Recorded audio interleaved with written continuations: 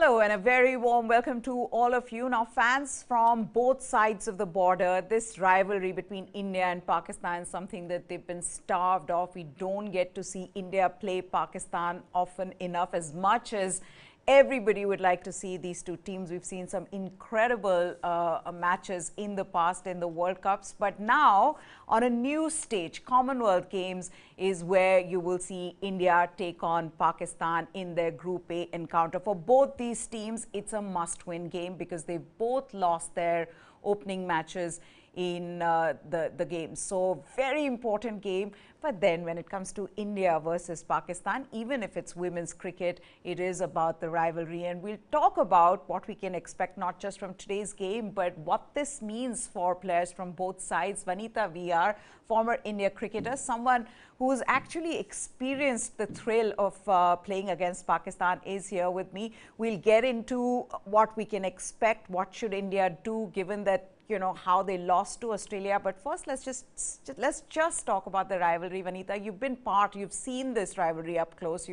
You've seen a stadium where things are completely different when India are playing Pakistan. Tell us what the players must be feeling today before the match. Oh, well, this is one such game, to be honest. When you walk in the atmosphere, the environment itself is very different because you're playing for the entire nation. That's the first time you feel like, okay, we're just playing for the people. That's the feeling we have when you enter. But like I said, after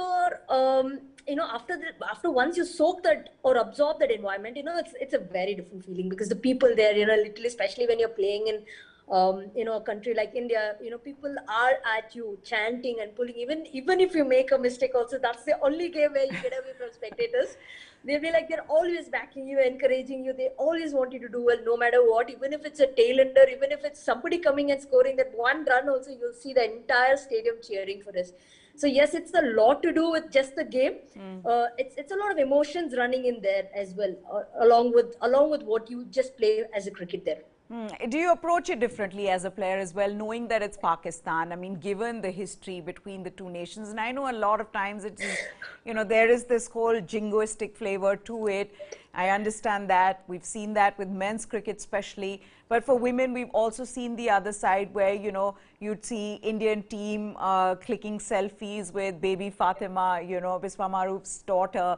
And so there is rivalry, but there is also friendship. So is it different in that way in women's cricket? To be honest, the rivalry is just inside the rope. I'm being very honest. Not even when you come outside the rope, there's a lot of camaraderie being shared between the players. There's a lot of friendly banter also, and trust me, off the field they're fun. They're very keen to talk about Bollywood. They're very keen to talk about the biryanis, and lot many things. Of course, there's so many things that Indians we have also to share. But it's like like I said, it's only on the ground when we are there. The competition is really high. Like I said, it's because the game gets to you. It's like this is one such moment where the game really hits you, saying that no matter what, we are not here to afford to make any mistake. And like you said, off the field, they're very nice people. They come over on their own. They like to have a chat and click pictures, and of course, have some friendly banters, like I said. And it's a lot to do on the field. We've seen that in the men's game as well. A lot of cricketers coming and taking selfies and photos with Virat and Rohit. So it's the same with women cricketers as well. Yeah, and also some of them see Indian players like Jhulan Goswami will have her fans in the Pakistan cricket team. Harmanpreet has Nidadar, who followed her as well. But let's now talk about the match. First of all, for all of you who are tuning in, the toss is delayed, whether playing spoil sport. So at this moment, toss is delayed. But just talking about the Indian team and the first game against Australia, it was a big match for them. How do you come back from a loss like that, where you could have had them, where you could have won? You had Australia down at 49 for 5. And Australia have been absolutely unbeatable in both formats, ODIs or T20Is, but you lose. How do you then come back from a loss like that? It was the rarest of the sight that we got to see. Firstly, Australia going down like that in quick succession, losing their wickets. And secondly, India striking against the Australians, those are the rarest of the sights that you get to see often in a big platform like that. trust me, we had the game on, the way we were Yeah. attacking in the first half of the innings, we were always at them. But somewhere I felt, we lost it in the middle overs and the last part of it, I felt we were a bit relaxed. Maybe we did not expect Aries to come and play such a knock and turning it around. Yeah. Although we know Gardner is known for playing big shots, but it's Aries who actually took the game away from the Indians. So, if I have to say that, I feel maybe we got a bit relaxed after getting such an excellent start from Renuka, who had a dream spell. After that, I think we were a bit reluctant in terms of actually keeping up the intensity. Maybe there is where I feel we lost the battle there. Otherwise, we had them. We had the game in our hand. What a start it would have been. Imagine winning the first game, Commonwealth. It would have been a dream for any cricketer. Yeah. So, yeah. Also talking about India's batting, before we get to the bowling and Renuka Singh's absolutely brilliant spell, the batting itself, do you see this Indian team being in the middle order, especially being too dependent on Harmanpreet? And that's where you're possibly even missing Pooja Vastrakar, not just with the ball, but with the bat?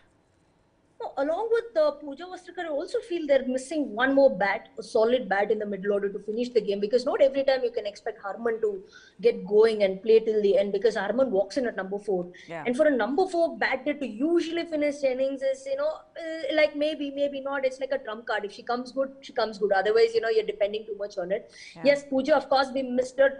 I hope she's fine. I hope she comes back, at least not for this game, for the next game against the Barbados. But, like I said, they're missing another power hitter in the end, somebody who could just go there and get those, 8 balls, 15 runs, or 8 balls, 20 runs, that knock. I think we're missing somebody out there. I don't know whether India has it in their kitty, or like it's something which we'll have to really look forward for in terms of finding that spot batter. Also an extra pacer, you would say, given that Pooja wasn't there in the last game. Renuka herself, who was exceptional, she said that, because the spinners weren't as effective on this pitch, that they would have wanted a pacer. How do you think they'll approach today's game against Pakistan?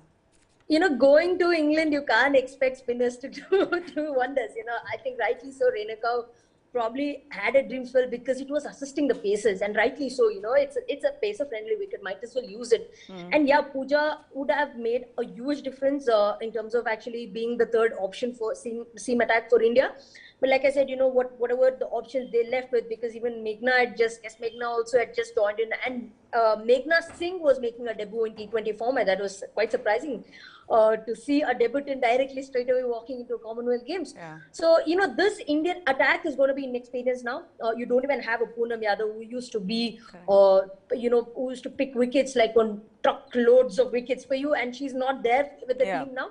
And it's an inexperienced squad, right now. It's like, experiment may not come. Like I said, every bowler might come and surprise you. But at the same time, they might go for runs as well. They might not be as efficient as one would have expected them to be, especially in the last segment of the innings, is where the experience will come very, very handy. And that's the time I think Pooja will come handy now, because she's been with the team for some time now. Correct. I think, India will miss Pooja in such segment of the game.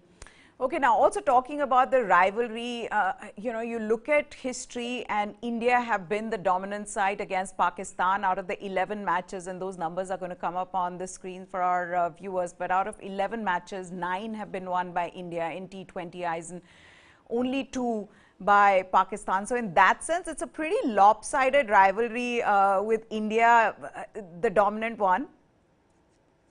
Of course, I mean, see, like I said, the skill-wise, in terms of especially why India is ahead of Pakistan in these matches is because we have power hitters, whereas they don't have power hitters if you look at it. And every time they've gone about and winning the matches, Pakistan has been only because through their bowling and nothing else. We've not seen them actually come out and pull games with the bat. The reason why we've always been on top of them is because of our batting. We've had power hitters on top of the order, and also we've had somebody experienced batters taking the game through for us, whereas they don't have an experienced batter. If you look at it, even Pakistan right now, they have a very inexperienced squad comparative to what the squad they used to have 3-4 years back. So if at all they can actually come and beat us today, it has to be through the bat and not with the ball. And yes, with the ball they can give us a tough time, but we do have batters who can actually tackle the situation and get over it.